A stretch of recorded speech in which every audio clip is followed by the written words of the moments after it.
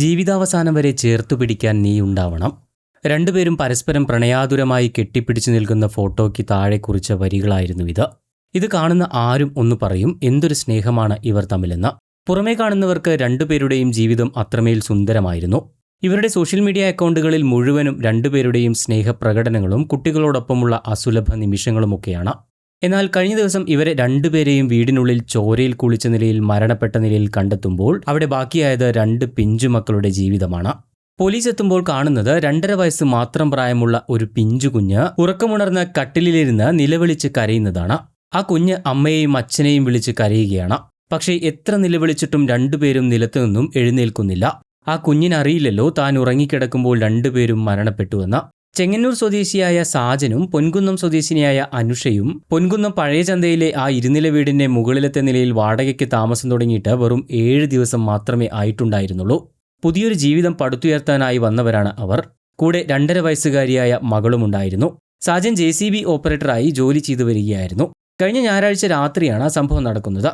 മുകളിലത്തെ നിലയിൽ 2 കുടുംബങ്ങളാണ് വാടകയ്ക്ക് താമസിച്ചിരുന്നത്. രാത്രി അവിടെ നിന്നും ഇരുവരും തമ്മിൽ വലിയ രീതിയിലുള്ള വഴക്ക് കേട്ടിരുന്നുവെന്നാണ് അയൽവാസികൾ പറയുന്നത്. തർക്കം മുറുകിയതോടെ അയൽവാസികൾക്കും വീട്ടുടമസ്ഥനായ പാപ്പച്ചനും ആശങ്കയായി. തുടർന്ന് ഇവരെ ഫോണിൽ വിളിച്ചു നോക്കിയെങ്കിലും ഫോൺ ആരും എടുത്തില്ല.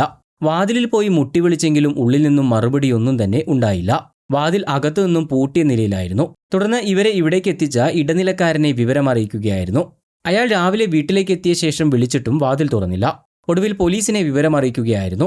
പോലീസ് സ്ഥലത്തെത്തി മറ്റൊരു താക്കോൽ ഉപയോഗിച്ച് വാതിൽ തുറന്നപ്പോൾ കാണുന്നത് ഭീകരമായ കാഴ്ചയാണ്. കിടപ്പുമുറിയിൽ രക്തത്തിൽ കുളിച്ച നിലയിലായിരുന്നു സാജന്റെയും അനുഷയുടെയും മൃതദേഹങ്ങൾ. അനുഷയുടെ കഴുത്തിലും ശരീരത്തിലുമായി ആഴത്തിലുള്ള മുറിവുകളുണ്ടായിരുന്നു.